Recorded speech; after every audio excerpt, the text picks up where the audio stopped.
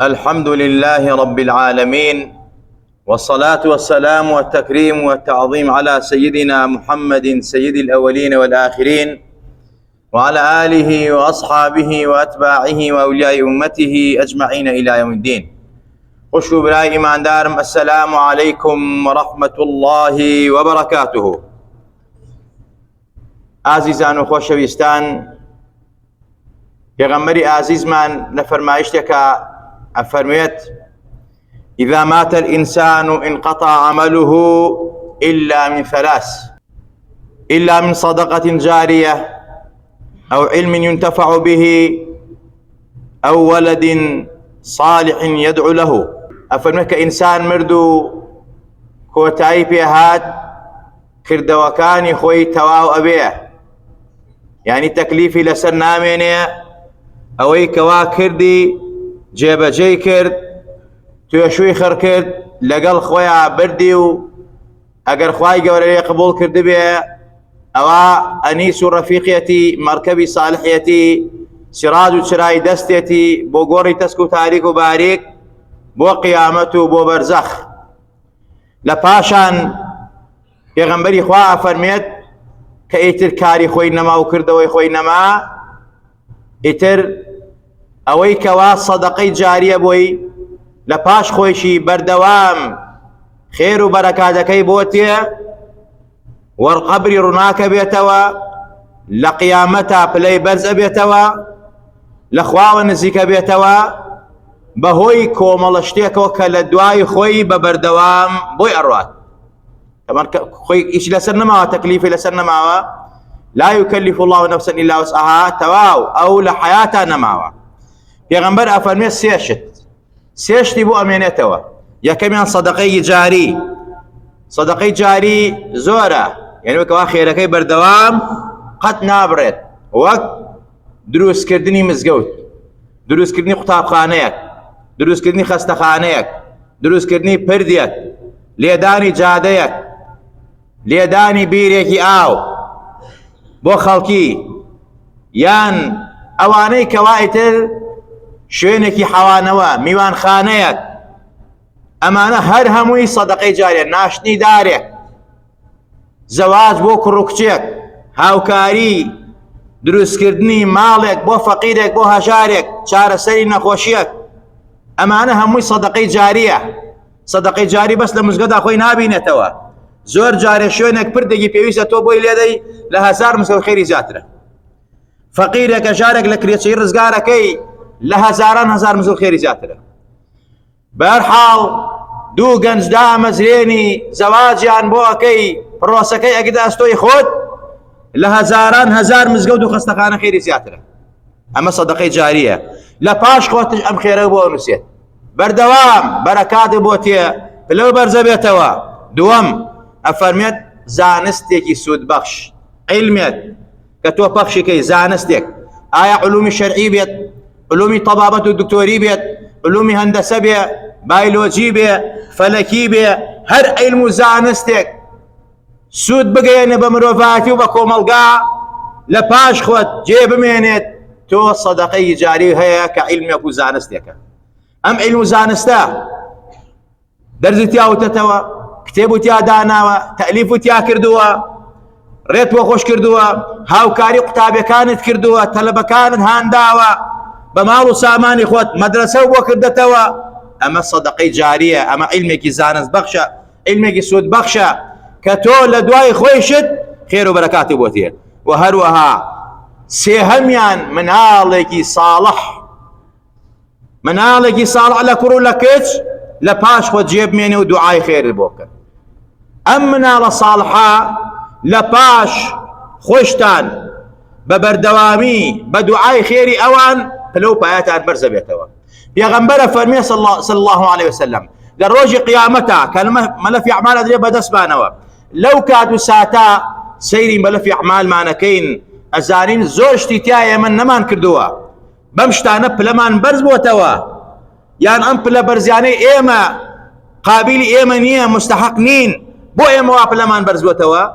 خوای تەبارەک و تەعالا ئەفەرمێت بەهۆی ئیستیغفار و داوای لێخۆشبوونی مناڵەکەت بۆ تۆ بەهۆی کردەوەی چاکەی مناڵەکە بۆ تۆ بەڕاستی بەهۆی بەرەکاتی مناڵەکەتەوە ئاوا پلە و پایە بەرز بێتەوە. ئازیزان و خۆشەویستان،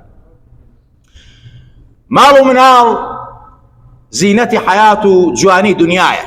خوا ئەفەرمێت المال والبنون زینة الحیاة الدنیا، ماڵ و سامان و کوڕ و کچ جوانی دنیایە، ڕێحانەی باوکو دایکە، بۆنی پێوەکە، دڵی پێی خۆشە، لە پەنایە حەسیەتەوە.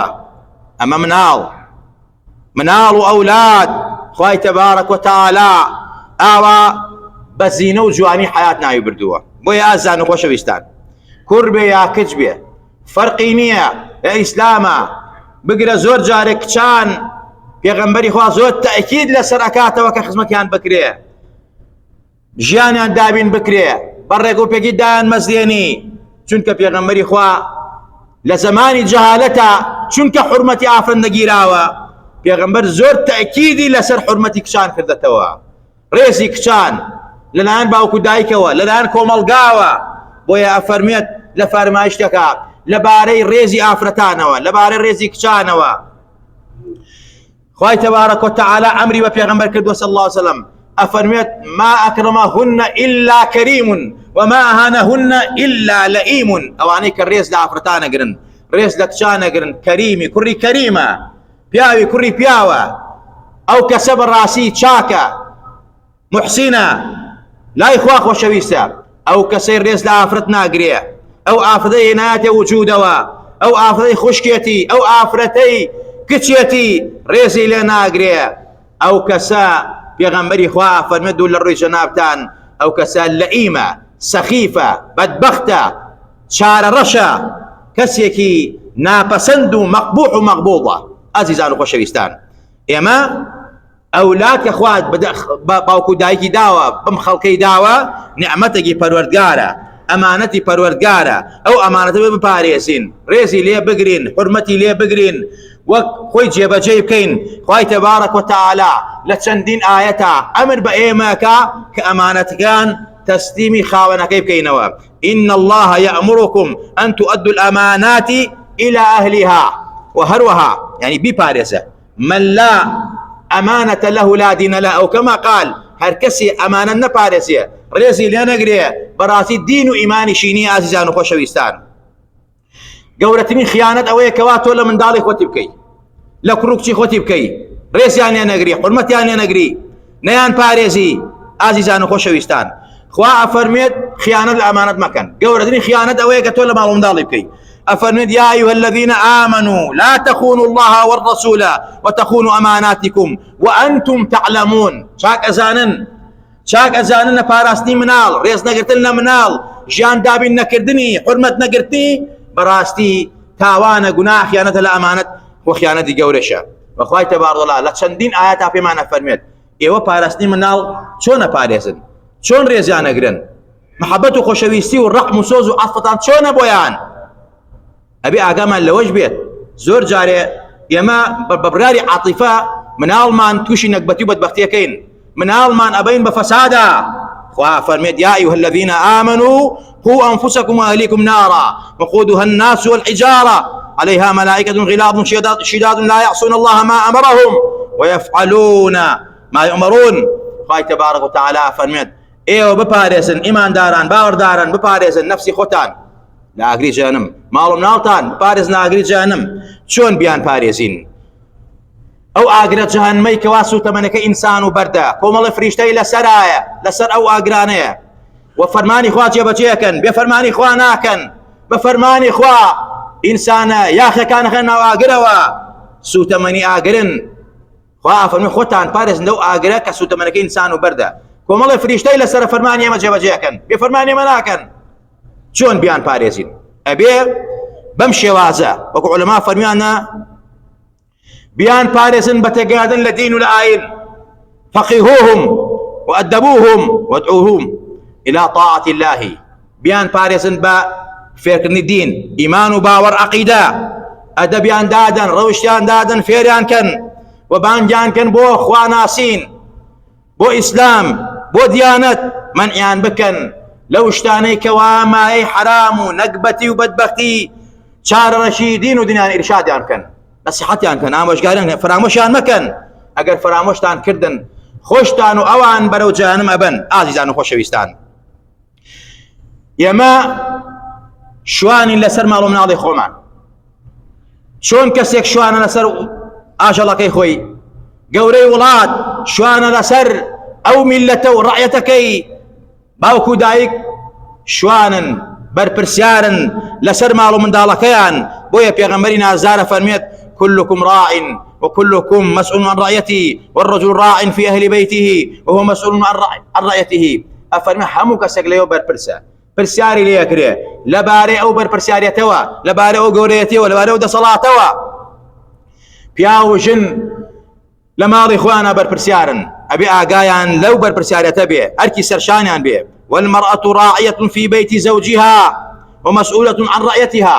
چۆن پیا و بەرپرسە لە بژێوی ژیان، لە تربێت ئافرەتیش بەرپرسە لە ماڵی مێردەکەی، لە مناڵی مێردەکەی، لە خزمەتی مێردەکەی، لە ئاوەدانی ماڵی مێردەکەی، لە پاراستنی حیا و حرمەتی خۆی و ماڵ و مناڵ و مێردەکەی. ئەمە ئەرکە لەسەر شانی هەموو مسلمان و ئیماندارێک. ئەبێ ئاگامان لەوە بێ ئازیزان و خۆشەویستان. هەر کەسێک ئەم ئەمانەتە نەپارێزێ گەورەترین خیانەتی کردووە. حتى پیغمبر فرمید صلى الله عليه وسلم: ما من عبد يسترعيه الله رعية يموت يوم يموت وهو غاش لرعيته إلا حرم الله عليه الجنة. أو كسيكوا خوای تبارك دەسڵاتێکی پێداوە گرێ بەرپرس لە ماڵ و مناڵی خۆی یا لە وڵات، لە نیشتیمان، لە کارێک، لە پێویستاتێک، لە بەرپرسیارێکی پێداوە، ئەگەر خیانەتی لێ بکا و غەشی لێ بکا، ئەوە ڕۆژێک ئەمرێ بغش و بتاوان و بقبيحي امريت براسي لشارين وساوى غشباز وتاوان بار. من غشنا فليس منا.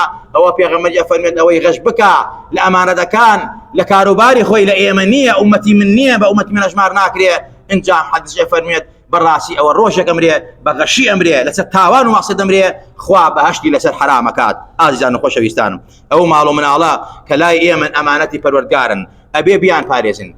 چۆن بیان پارێزین؟ وەک ئەرزم کردن بە فێرکردنی ئاین و ئیسلام، بە ئەدەبدانان، بە ئەوەی کەوا ئێمە دوعایان بۆ بکەین، بەوەی کەوا ئیرشادیان بکەین. ڕەحم و سۆز بەرامبەر ماڵ و منداڵ یەکێکە لە پاراستن. هەر کەسێک ڕەحمی نەبێ خوای ڕەحمی پێ ناکا. من لا يرحم لا يرحم. ئەم حەدیسە هۆکاری فەرمایشتەکەی چی بوو؟ پێغەمبەری خوا فەرمی حابیزی کوڕی ئەقرا پێغەمبەری بینی ماچی حەزەتی حەسەن و حوسەینێ کرد، فەرمووی یا رەسوڵ الله توش ڕەحمت هەیە بەرامبەر مناڵەکان و ماچیانەکەی؟ پێغەمبەری خوا زۆر عەجیبی لاوە قسەی فەرمی دە منداڵم هەیە، سەحابەی پێغەمبەر بوو، دە منداڵم هەیە تایسە کەسیانم ماچ نەکردووە. پێغەمبەر زۆر ناڕەحەت بوو، فەرمی من لا يرحم لا يرحم.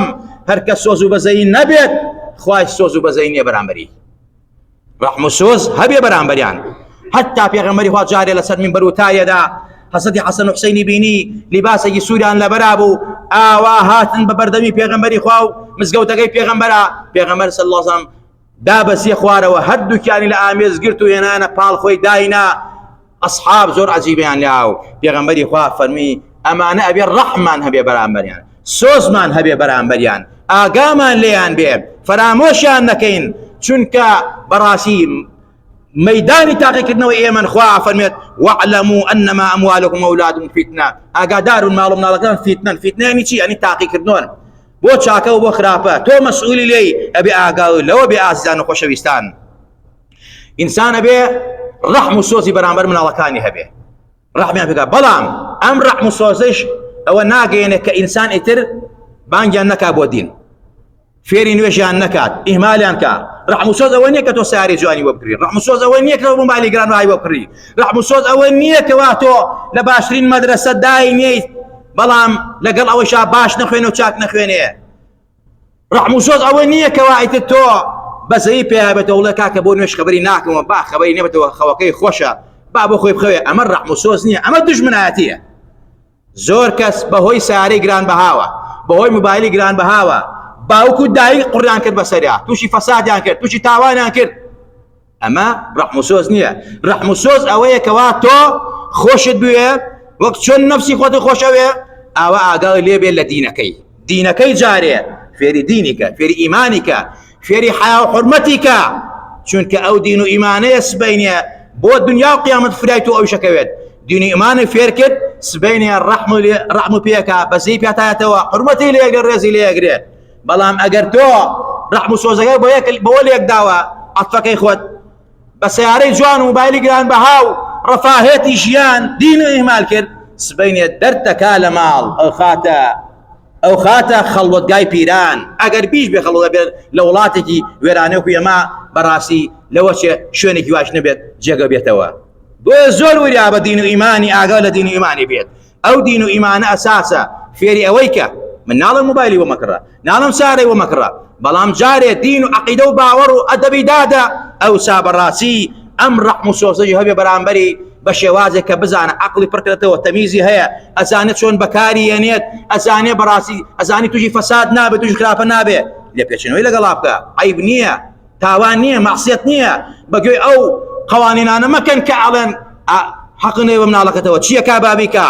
گەنجە گەورە بووە نەخێر ئاگا لێ بێ سبەینی هەرو گەنجێ تووشی فیتنەتەکە تووش تاوان تەکە تووش حیات ئەبا ئابڕوو دەبا ئەبێ ئاگا لێ بێ ئەمە ئیسلام و دینە بەڕاستی ئەفەرمێن ڕەحم و سۆز ئەوەی کە فێری ئیمان و دینیکەی اینجا ئازان و خۆشەویستان و هەروەها دوعاکردن بۆ ئەولاد زۆر ئەساسە ئێمە دوعای خەیران بۆ بکەین مناڵ بە دوعای خەیر ساڵحە بن ئەگەر سەیری قورئان کەین زۆرێک لە پێغەمبەران کە باسی حیات و عایلە و ژیانیەوانەکەن بە دوعای چاک و باش مناڵەکانیان ساڵح کردووە یەکێک لە ئەرکی مناڵەکان لەسەرمە دوعای خەیرە بۆیان کە هەڵەسی بۆ شەو نوێژەکانە کە هەڵەسی بۆ عیبادەت و مناڵەکە لە یاد بێ لە سوجدا دوعای خەیری بۆ بکە خوای تەبارەک و تەعالا لە زاری حەزی ئیبراهیمەمان باسەکە کە بەیتی دروست کردی فەرموو رەبی اجعل هذا البلد آمنا واجنبني وبني أن نعبد الأصنام فەرمووی پەروەردگارە ئەم ماڵە ئەم بەیتە پڕ لە ئەمن و ئەمانکە خۆم و ماڵ و مناڵم بپارێزە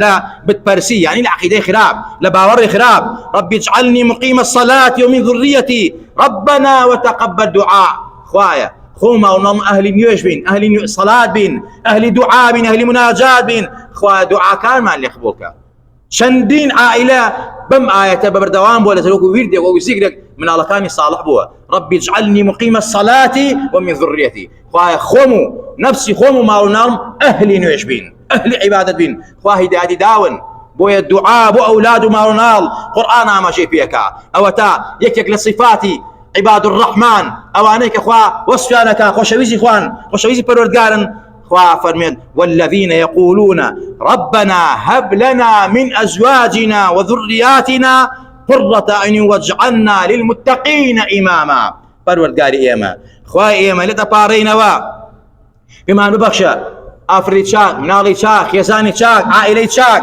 خوایە مناڵەکانمانی تەقوا بن ببن بە ئیمام و پێشەوا بن بە گەورە ئەمە دوعایە دوعای باوکو دایکە صلاحیتی باوکو دایک بۆ مناڵیش تەسیریەوە کانە ئەبوهما صالحا بۆیە باوکان و دایکانی ئازیز و خۆشەویست مناڵ ئەولاد بەڕاستی بە دوعای چاک چاکە بێ بۆیە پێغەمبەری خوا فەرمێت صلاة وسلام لەسەر بێ ثلاث دعوات مستجابات لا شك فيهن دعوة المظلوم ودعوة الوالد ودعوة المسافر أفرميت سي دعاء قبول كراوة يكم لو دعانا قماني تانية سي دعاء قبول كراوة قماني تانية هيك لو أنا دعاء استملي كراوة لظالم استمكار كاني بكا أوي ظالمي هي والظلمي لكردوا دعاء بكا بارتوا خواي قورا يقين به أو ظالم ولنا أباد إن جاء فرميت وهروها دعاي باوكو دايك وأولاديان دعاي چاكي باوكو دايك دعاي خراوي باوكو دايك بو منال گيرا بيه اگر دعاي چاك بيه سربرزيكا اگر دعاي خراوي بيه بدبختيكا لدنيا ولقيامتا وشقيكا وهروها دعاي مسافر الريبوار ام دعانا قبول بيغمري خواه فرميت صلى الله عليه وسلم بويا بيغمر اللي فرماش ترى فرميت افرميت دعاء مكن نفسي خوتان دعاء مكن من على كانتان دعاء مكن مالي خوتان مالي اخوة لنا وبريه خوا من الله كم لنا وبريه يا ربي خوا بتكوشي بوشي وات كرده اما ام دعانا دعاي شر لمنال لخوت لمالو من سروت زورم دعانا كردواري ما باوا زور جاري كابرا ملي بشكيه لنا وبشي دس بشكيه ام دعانا زور خطره في غمري خوا فرميت صلى الله عليه وسلم دعاء ما كان نفسي خوتان ما كان مالنا خوتان ما كان اولادي خوتان چونك ساعات يكيا ئەگەر ئەو دوعای تۆ موافقی و سەعاتە بێ و فریشتە ئامینی بۆ بکە خۆت و ماو ناڵ و بەدبەختەکەی. بۆیە دوعای ئەو باوک و دایک بۆ ئەولاد زۆر گرنگە. یەکێکە لە ئەرکی باوک و دایک من ئەرکی مناڵ لەسەر باوک و دایک کە دوعای خێران بۆ بکەن ئازیزان و خۆشەویستان.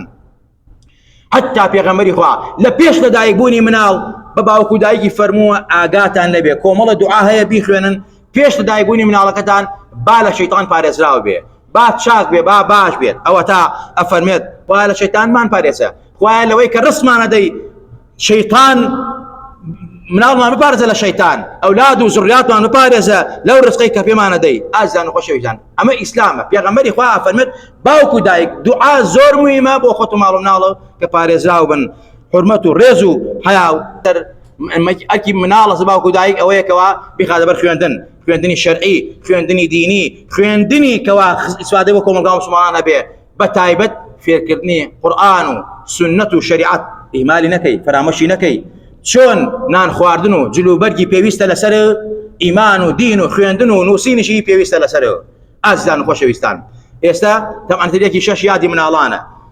هەر کەسێک بە شێوازێک، هەر میلەتێک بە شێوازێک یادی ئەو ڕۆژەکە، بەڵام ئیسلام ئەفەرمێت هەموو ڕۆژێک یادی مناڵانە، هەموو کاتێک یادی مناڵانە کە باوک و دایک ئەدەب، ڕێز، عەقیدە، باوەڕیان بپارێزن. ئازیزان و خۆشەویستان بە تایبەت ئێستا مەکتەب داخراوە، ئیمتیحانات تەواوە، خولی هاوینان ئەکرێتەوە، مناڵەکانتان بنێرنە بەر خولی قورئان خوێندن، زانستی شەرعی، ئەدەبیاتی شەرعی، بۆ ئەوەی کەوا ئەو مناڵێکی چاک و باشی لە دەرچێ خۆیشت و چواردەوریشت و کۆمەلگای لەو مناڵە و لە سێبەری مناڵە حەسیەتەوە. ئیمامی ئەحمەد ڕەزا و ڕەحمەتی خوای لەسەر بێ فەرمی باوکم مرد تەمەنم 10 ساڵ بوو، بەڵام دایکم ئافرەتێکی بەغیرەت و بە حیا و بە حورمەت بوو، ئافرەتێکی ئیماندار بوو. هەموو شەوێک هەڵی ئەساندم بۆ شەو نوێژ لەگەڵ خۆیان، نوێژی بەیانیمان بەیەکەوە کرد، دواتر دەستی ئەگرتم ئەیبردم بۆ مزگەوت تا فێری قورئان بم، فێری ئەدەبیاتی ئیسلامی بم، تا ئەو کاتەی کەوا گەورە بووم ژن و ماڵی بۆ هێنام. اینجا بەڕاستی بووم بم ئیمامی ئەحمەدە هەمووی بەرەکەتی دایکمە، هەر خێرێک من بیکەم بەرەکەتی دایکمە. بۆیە ئافرەتان دەوریان لە ماڵۆیە، بەڵام ڕێکخراوەکان ئافرەتان هێناوە دەرەوە، دەوری دایکاتیان نێڵا.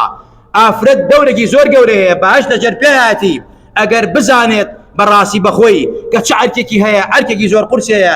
ئافرەت ئەگەر ئینسان مناڵ جوان پەروەردەکە ئومەتێک پەروەردەیەکە. ئیمامی مالیک فەرمووی دایکی من بەڕاستی منی پەروەردە کرد کە من ئومەتێکم پەروەردە کردووە.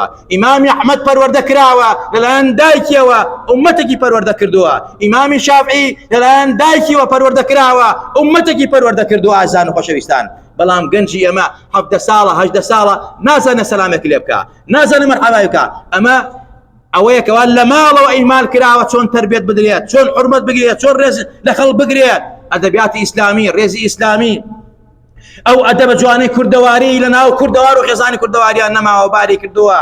ئەو ڕێز و حورمەتە جوانە، ئەو ئەدەبە جوانە، ڕێز لە پیر، ڕێز لە ئافرەت، ڕێز لە گەنج، ڕێز لە مناڵ خواوەکو جاران ماوە. ئەمە هەمووی ئیهمالی خەڵکە لە دینە، لە ئیمانە. کابرا عەتفی هەیە بە حسابی خۆی موبایلی 5 وەرەقە و 2 وەرەقە بۆ مناڵەکەی بکڕێ، بەڵام ڕۆژەڕۆژان نەیگرتووە ڕۆڵە. ئەرە تۆ نوێژەکەی نایکەی، ئەرە ڕۆژوو ئەگری نایگری، ئەرە ئەدەب و ئەخلاق و ڕەفیق و برادر ئەمانەی نییە. بەس وازانێ ئیتر کە موبایل و سارەی گرانبەهای کڕی بۆ مناڵەکەی ئیتر پیاوی چاکە و ژنی چاکە و خێزانی چاکە نەخێوانیە. وەڵای خۆشت بەدبەختەوی سبەینێ خۆت باچەکێ دەی وەکو چەند خێزان ئەمڕۆ هاوارەتی بەدەست نەکبەتی و فەسادی مناڵێەوە کە خۆشی وای لێ کردووە. ئازیزان و خۆشەویستان ئینشاءڵڵا مزگەوتی خۆمان هەموو ساڵێ خولی قورئانمان کردێتەوە و ئەم ساڵیش لەلایەن وەزارەتی ئەوقافەوە بەڕێوەبەراتی ئەوقافەوە لەم مزگەوتە بۆ کوڕ و بۆ کچیش، بۆ کوڕ و بۆ کەچ خولێکی قورئانەکەینەوە بە ئیزنی خوا. هەم ئافرەتان هەیە دەست بە ئافرەت بڵێ و هەم بەڕاستی لە مزگەوتیا دەست بە کوڕەکان ئەوترێتەوە زانستی ئیسلامی، ئەخلاقی ئیسلامی، بۆ ئەوەی کەوا مناڵەکانمان دین و ئیمانیان فرامۆش نەبێ. هەمومان مەسئولین، مناڵەکانتان بنێرن، با فێری قورئان بن، با فێری ئەدەبی ئیسلامی بن، با فێری ئەخلاقی ئیسلامی بن، با فێری نوێژ بن کە سەدەقەی جاریە بۆ خۆتان و دوا ڕۆژی خۆتان ئیسفادەی لەکەن. پێغەمبەری خوا فەرمێت هەر کەسێ منداڵی بخاتە بەر خوێندنی دینی و ئاینی لە ڕۆژی قیامەتە خوا تاجێکی زێری نەخاتە سەرسەری خوا لە هەموو لایەکمان خۆش بێ خوا لە هەموو لایەکمان ڕازی بی خوا عاقبەتمان بەخێر بێڕی خوا لە گوناه و تاوانی خۆمان و باوک و دایکمان خۆش بی خوا عاقبەتمان بەخێر بێڕی خوا لە دەرد و بەڵا و نەخۆشی و ناخۆشی لامان دەی یا ربی خوا لە فتنە و فەسادی ڕۆژگار پارێزاومان کەی بە ئیمان و بمان ژنە و بمان بنەوە زیندومان کەرەوە یا ربی خوایە گیان هەر کەسێک دۆستی دین و ئەخلاق خاک وڵات و نیشتمانمانە خوایە دۆستی بی برقراری کەی هەر کەسە دژمنی دینمان دژمنی ئەخلاقمان دژمنی خاک وڵات و نیشتیمان و کوردستانمانە یا ربی خوایە گیان ئەگە شیاوی دادە خوایە هیدای دەی ئەگە شیاوی دادنە خوایە عالیەها سافی لەها خوایە ژێر و ژووری کەی یا ربی خوایە گیان دەپارڕینەوە بە ئیسمی عەزەمی خۆت ئەوانەی کەوا داوای دوعای خەیران لێ کردوین نەخۆشن خوایە شفای عەجز و پەلایان بۆ بنێرە گیر و گرفتیان هەیە مەشاکیلان هەیە خوایە بۆیان چارەسەر کەی یا ربی خوایە ئەوانەی کەوا گەنج و دانەمزان خۆیان دایان بمەزێنی یا ربی خوایە گیان ئەوانەی کەوا مەشاکیلانە گیر و گرفتیان هەیە خوایە بۆیان چارەسەر کەی ئەوانەی زاڵم زوڵمی لێکردن خوایە زاڵم و ستەمکاران بۆ ناوبەری خوایە هەرچی زاڵم و ستەمکارە پشتیان بشێنی ئەشتیان بشکێنی جێش و جاشان ناوبەری خوایە بەسەی بەم مسلمانانی غەزە و فەلەستینا بێتەوە خوایە فریان کەوە خوایە لەو نەهامەتی و زوڵمەی یەهود ڕزگاریان کە خوایە یەهود ڕسواکە خوایە یەهود لە ناوبەرە خوایە جێ و جاشان تێک بشکێنە خوایە ژێرە و ژووریان کە خوایە تەنها دەسەڵاتی دوعامان هەیە خوایە لە دەپارڕینەوە خۆت ئاگاو لێیە ڕەقیبی چۆن یەهود و گاوە کەوتنە گیانی مسلمانان و قەتڵ و عامانەکەن خوایە قەتڵ و عامیان کەی خوایە تەچوو بێ بخەیتە دڵیانەوە یا ربی خوایە ئەو مسلمانانە کە ئێمڕۆ برسین داماون تعدای ناموس و غیرەت و وڵاتیان لێکرێ خوایە فریان کەوە خوایە فریان کەوە خوایە کوردستانی ئەم ئاوادان کەیتەوە لە هەموو زاڵم و ستەمکارێک پارێزاوی کەی ئەوەی دۆستێتی دۆستی بی ئەوەی دژمنی ئەم خاک و وڵاتەیە بەرەو ئاقارەی خراپە ئەیبا ئەم میلەتەی خۆش ناوێ يا ربي خويا تفتونايكي يا ربي خويا لكم ماني كيتوا آمين آمين أقول قولي هذا وأستغفر الله لي ولكم ولسائر المسلمين.